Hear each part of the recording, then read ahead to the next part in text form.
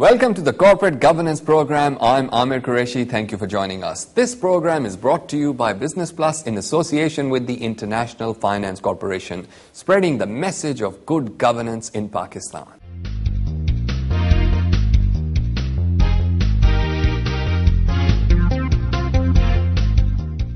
Mostly bureaucrats were sent in to run these industries, and unfortunately these bureaucrats had no background, no experience, no commercial background. They really did not understand businesses, and they were thrust upon these public sector organizations and they drove them in the ground. In the next 5 to 7 and 10 years, I think the current layer of executives, they will be gone. So we need replacement and development program very actively. So we are trying to attract young people, new people to come in this organization. कुछ आदमी 3 घंटे भी लगाते हैं office में, कुछ 6 घंटे भी लगाते हैं। 9 से 6 तो हर आदमी काम करता है, बट जो एक्स्ट्रा माइल जो 6 बजे के बाद करेगा वही लीड लेगा, तो you have to find time.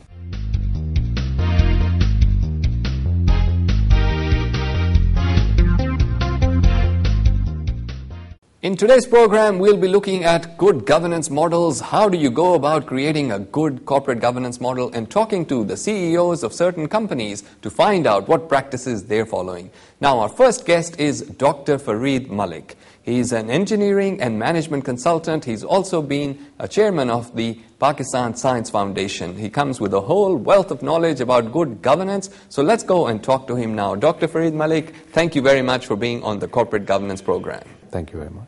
I believe you're a passionate supporter of corporate governance, and in the consulting and work that you undertake, this is one of the key areas that you focus on. What is it about corporate governance that interests you so much? Well, I believe that we are now in a state of global competition. I believe most companies can think locally, but they have to compete globally. And without corporate governance and without professional management, the competition is not possible. And also, the technological advancements that are taking place worldwide, it is also the management, the acquisition of the right technologies for which professional management is very important. I mean, gone are the days where most industries could function under protection and they could hold on to their secrets, technology secrets. Now the world has changed. I think without proper structures, without methodologies, without proper professional management, it will be almost impossible to compete globally. Let's talk a little bit more about corporate governance. What do you think is a suitable model for a family-owned business or a business that is growing in terms of corporate governance? What do you think they should have in place? I think gradually what they need to do is, and some of them already doing that the next generation, I mean the generation after the entrepreneurial generation, they have gotten the right education, the right training, and the right backgrounds. And that generation is now gradually coming in.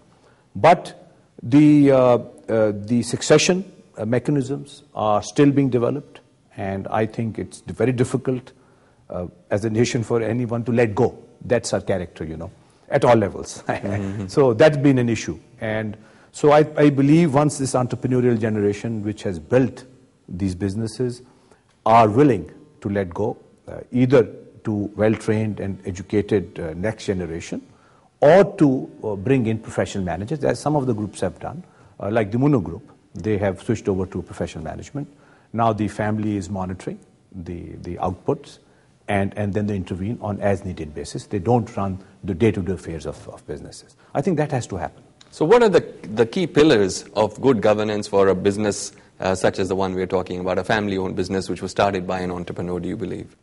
I believe that considering the global competition, there has to be a vision, there has to be a development plan, there has to be a competitive strategy, there has to be acquisition of technology, acquisition of new know-how, techniques to keep pace with the worldwide realities. And also, what has emerged lately is, because of the competition, is that every nation has to build on its strengths and not to harp on the weaknesses.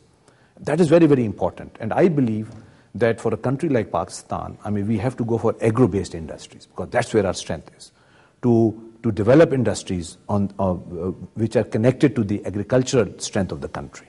So I believe that the agriculturists and the industrialists have to get together or there has to be corporate agriculture also, where you start from the seed all the way up to the finished product. So this kind of linkages have to happen.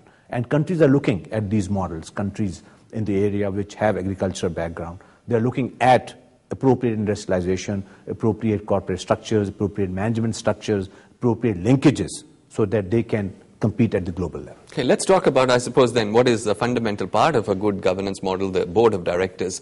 How would you go about ensuring that you have the right people on the board, you have also independent directors, and, there is a good process for selecting suitable directors? I believe the starting point is to understand the job requirements, not just the board of directors. I think even the managing directors, and that's very, very important. That's very crucial and that's very critical. And I've been involved in some of these processes also. Just to give you an example, it's a public sector organization, Pakistan Railways, which is now they're trying to corporatize, bring in a corporate structure, and then bring in a private sector person to head it, and then run it on corporate lines, and then eventually privatize whatever can be privatized. So I've been involved in that. I think the starting point for that is that all the positions should be defined.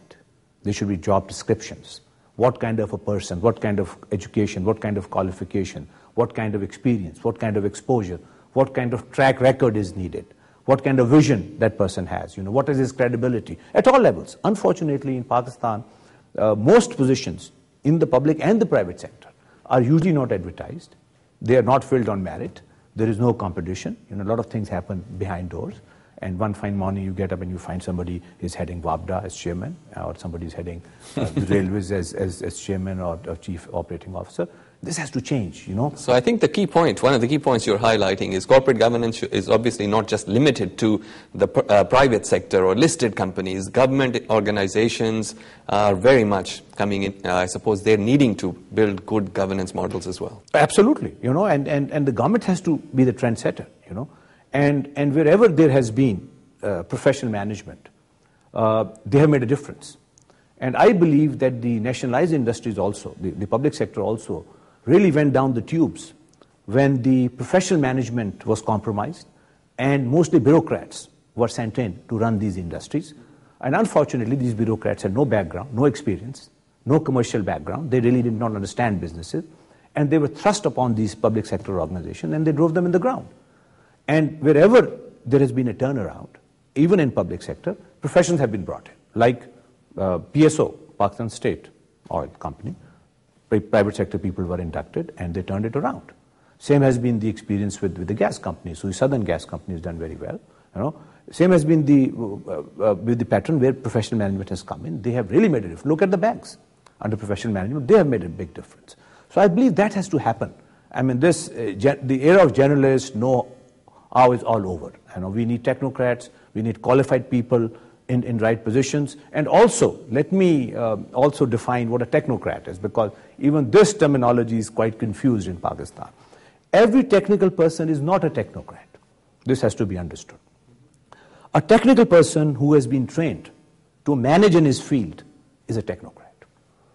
And also, every time I go to Islamabad, I have to explain at all levels, including the top levels also, that a technocrat does not replace a politician, as has been the understanding in Islamabad or the propaganda in Islamabad. A technocrat replaces a bureaucrat or a babu. This has to be understood. Mm-hmm. And you have to bring in technocrats, you have to bring in people who understand the technical aspects and the management aspects of the business, and then they can march forward. The era of the generalists, the babus is over, And when you talk of the establishment also, the establishment is composed of khakis and the babus. And they have the specific role defined. And this overstretching of their roles in the public domain, in the political domain, has created a lot of mess and a lot of problems that we are facing today as a nation. Dr. Fareed Malik, we need to take a short commercial break, but we'll be back with more of the Corporate Governance Program, so don't go away.